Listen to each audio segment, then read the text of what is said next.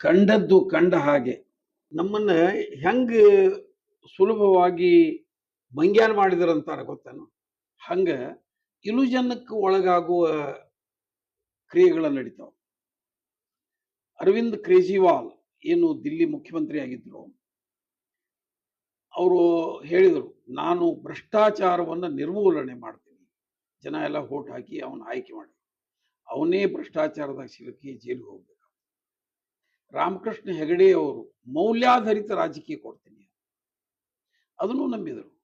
ಅವಗೂ ಇದು ಮಾಡಿದ್ರು. ಅವ್ರು ರೇವ್ಜೀತು, ಫೋನ್ ಕದ್ದಾಲಿಕೆ, ಇವೆಲ್ಲ ಆರೋಪಗಳನ್ನು ಹೊತ್ಕೊಂಡು ರಾಜೀನಾಮೆ ಕೊಡಬೇಕಾಗ್ತದೆ. ಇಂದಿರಾ ಗಾಂಧಿ ಬಡವರಿಗೆ ಮನೆ ಇದನ್ನ ಗರೀಬಿ ಹಟಾವು ಒಂದು ಘೋಷಣೆ ಕೊಟ್ಬಿಟ್ರು. ನಾ ಬಡತನ ಸಂಪೂರ್ಣ ಅದನ್ನು ನಂಬಿ ಜನ ವೋಟ್ ಹಾಕೇ ಬಿಟ್ರು. ಮೋದಿ ಅವರು ನಾ ಇದನ್ನ ವಿಶ್ವಗುರು ಮಾಡ್ತೀನಿ ಅಂತಂದ್ರು. ಅದು ಕೂಡ ಯಾವ ಒಂದ್ ದೇಶನೂ ಗುರು ಒಪ್ಕೊಂಡಿಲ್ಲ.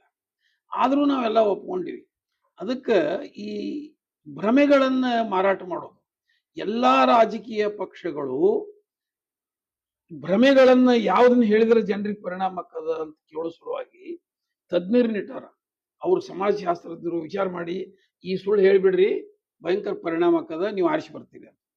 ಹಿಂಗ ನಮ್ಮನ್ನ ಭ್ರಮಾಧೀನರನ್ನಾಗಿ ಮಾಡಿ ಅಧಿಕಾರಕ್ಕೆ ಬರುವುದನ್ನು ನಡೀತಾ ಇದೆ. ನಾವು ಯಾರೋ ಆಲೋಚನೆಯನ್ನ ಮಾಡ್ತಾ ಇಲ್ಲ, ಇವು ಹೇಳಾಕತನ ಇದನ್ನ ನಂಬಬೇಕು ಅನ್ನೋದು. ಯಾರೋ ಹೇಳಿದ್ರು ಬೆಲ್ಲದ ಚಹಾ ಕುಡ್ರಿ ಅಂತ. ಬೆಲ್ಲದ ಚಹಾ is more harmful than sugar tea.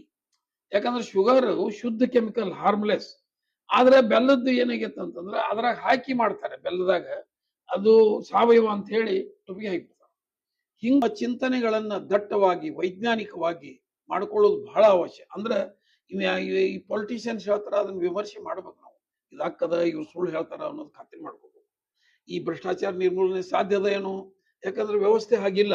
ಏನದ ಅಂದ್ರೆ ಖಾಸಗಿ ಸಂಪತ್ತಿನ ಅವಶ್ಯಕತೆ, ಇದನ್ನ ಅವಕಾಶ ಇರೋದ್ರಿಂದ ಖಾಸಗಿ ಆಸ್ತಿ ಬೇಕು ಅಂದ ಕೂಡಲೇ ಭ್ರಷ್ಟಾಚಾರ ಸುರುವನ್ನ ಆಗ್ತದ. ಎಲ್ಲಿಯವರೆಗೆ ಖಾಸಗಿ ಆಸ್ತಿಗೆ ಅವಕಾಶ ಇರ್ತಿದೆಯೋ ಅಲ್ಲಿಯವರೆಗೆ ದೇಶದಲ್ಲಿ ಭ್ರಷ್ಟಾಚಾರ ಖಂಡಿತವಾಗಿ ಇರ್ತಿದೆ. ಯಾರು ಬಂದ್ರು ತೆಗಿಯಕ್ ಹಾಕೋದಿಲ್ಲ, ಹೇಳ್ತಾರೆ ನಾವು ನಿರ್ಮೂಲನೆ ಮಾಡಿ. ಅದಕ್ಕೆ ಭ್ರಮಾಧೀನರಾಗಬಾರದು. ಎಲ್ಲಾ ಭ್ರಮೆಗಳನ್ನು ಸೃಷ್ಟಿ ಮಾಡಿಬಿಟ್ಟಿದ್ದಾರೆ. ಆಲೋಚನೆ ಮಾಡಿ ವೈಜ್ಞಾನಿಕ ಮನೋಭಾವ ಬೆಳೆಸಿಕೊಂಡು, ಈ ಭ್ರಮೆ ಹೆಂಗದ ಅಂದ್ರೆ ಈ ಮೆದುಳಿಗೆ ಭ್ರಮೆಯನ್ನು ಸ್ವೀಕರಿಸುವ ಒಂದು ಗುಣ ಇದೆ. ಈ ಕನಸು ಬಿದ್ರೆ ಅದನ್ನ ಸತ್ಯ ಅಂತ ನಂಬ್ತೀವಿ ನಾವು, ಕನಸಿನ ಅವಧಿ ಮುಗಿಯುವವರೆಗೆ. ಹಂಗ ಈ ರಾಜಕಾರಣಿಗಳು ಹೇಳಿ ಅವ್ರು ಜೈಲಿಗೆ ಹೋಗುತ್ತಕ ಅವ್ರು ಹೇಳಿದ ಖರೆ ಅಂತ ನಾವು ತಿಳ್ಕೊಂಡು ನಡ್ಕೋತ ಬಂದೀವಿ. ನಾವು ಜಾಗೃತರಾಗುವ ಕಾಲಘಟ್ಟದೊಳಗೆ ಬಂದೀವಿ. ಬೇಗನೆ ಜಾಗೃತರಾಗೋಣ ಅಂತ ಹೇಳಿ ನಾನು ಮಾತು ಮುಗಿಸ್ತೀನಿ. Thank you.